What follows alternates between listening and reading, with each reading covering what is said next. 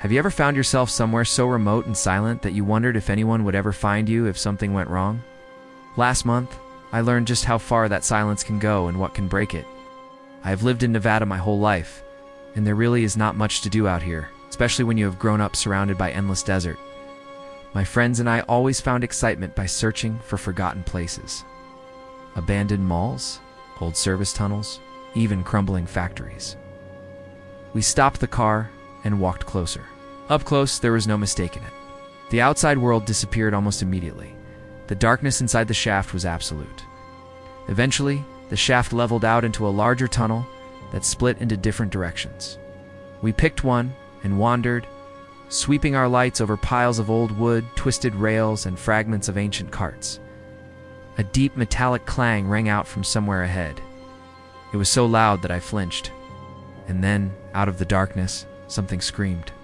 It was a guttural, inhuman scream that made my blood run cold. The sound was so raw and loud it rattled my bones.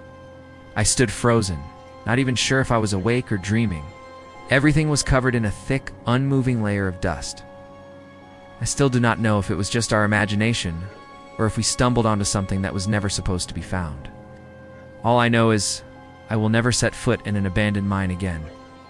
And if you ever find yourself out in the desert and you hear something moving in the dark, run. The scream echoed and faded, but now I could hear footsteps. I followed, half crawling, half running, pure adrenaline pushing me forward. Every step hurt, but I did not dare look back. Against my better judgment, we decided to drive back, just to the entrance, not inside. We never found the wallet, but we did find my missing shoe, just outside the shaft. The thing is, it was not just dirty or torn. It was covered in bite marks. There were actual teeth marks with entire chunks missing, as if some animal or something else had chewed on it. I felt certain that something was behind me, something big and heavy and wrong. I burst into the sunlight, lungs burning, foot bleeding, half convinced that whatever was in that tunnel would reach out and drag me back. Charles and James had to help me get to the car. I could barely walk, my whole leg shaking. They were coming closer, pounding on the loose dirt and stone. Something was chasing us. I ran without thinking. I only remember the desperate need to get out. Not until we hit pavement and left the desert behind did I feel any sense of relief. At the hospital, I got a tetanus shot and spent hours having splinters pulled out of my foot. For days, I could not walk without limping. I tried to forget what happened, but I could not shake the sound of that scream, or the sense that we had disturbed something ancient and angry. Charles and James were ahead of me, scrambling, calling out. I slipped and fell, my shoe flying off. The pain in my foot was sharp as it scraped over rocks and splinters, but I barely noticed. All I could think about was escaping that tunnel. I was just starting to think there was nothing interesting here when I heard it. A faint scraping sound came from deeper in the tunnel, as if something heavy was being dragged across the stone floor. Our beams of light barely cut through the thick, swirling dust. The air was cold, filled with the smell of old earth and rusted metal. Every footstep echoed strangely. We descended down the sloping path, loose dirt shifting under our boots. Wooden beams lined the walls, some rotting, some surprisingly sturdy. It felt like walking into another world, a place no one had set foot in for years. It was a real abandoned mine shaft, with a collapsed entrance and broken support beams, as if it had been forgotten for decades. Charles looked at James with a satisfied smile and added a pin to his map. Even I had to admit it was impressive. My heart was pounding, a mix of excitement and something else I could not name. Charles, our quiet and mysterious friend, always somehow managed to find the weirdest locations. This time he told us about an obscure Instagram account he had found. The account was full of grainy, blurry photos of abandoned mine shafts in the Mojave, with creepy comments underneath each post that almost sounded like warnings to stay away. Charles nodded, his eyes wide. James made a gesture, suggesting we should turn off our lights. Now, we stood in perfect darkness. It was so black I could not see my own hand or even tell if my eyes were open or closed. The air felt heavier than ever.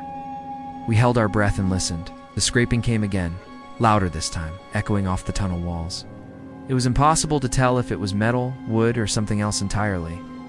The sound seemed to come from everywhere at once. My heartbeat thudded in my throat. Instead of scaring us off, it made us even more determined to go. It started like any other urban exploring trip. I drove my old Wrangler, which was perfect for the desert. We packed up early on a Saturday, loaded our gear, double-checked flashlights, batteries, and masks, and set off with nothing but a dropped pin on an offline map Charles had saved. There was no address, no real directions, just a dot on the map, far from anything. The paved road faded into dirt, and soon the dirt road disappeared completely. For nearly an hour, we drove deeper and deeper into the desert. The landscape grew emptier with every mile. There were no houses, no cell service, not even power lines or cattle fences. The only sounds were the tires grinding over sand and rocks and the distant howl of the wind. At first we joked around. We teased Charles about this Instagram ghost hunt, but as the sun climbed higher and the miles dragged on, the jokes faded away. The air seemed heavier. Even James, who was usually the loudest, grew quiet. Finally, he broke the silence and asked Charles if he was sure we were not just being trolled. Charles gave us a confident grin, full of certainty that we would find it. I was not so sure, but I kept driving. There were 3 of us, me, Charles, and James. Just as we were about to give up and turn around, James suddenly spotted something half buried in the sand. A rotted wooden structure poking from the side of a rocky slope. We put on our masks, grabbed our flashlights, and stepped inside. We kept going and said very little. My nerves were stretched thin. Every small sound was magnified. I stopped instantly and asked if anyone else had heard it. Half a minute passed, maybe a minute, maybe more. Then, without warning, the scraping stopped. James panicked and accidentally flicked his flashlight on, then off again. Up ahead, Charles and James reached the incline and climbed toward the surface. We did not say a single word as we drove away. A few days later, James realized he had lost his wallet near the mine entrance while helping me. We did not stay to investigate. We got in the car and left, and none of us have been back since.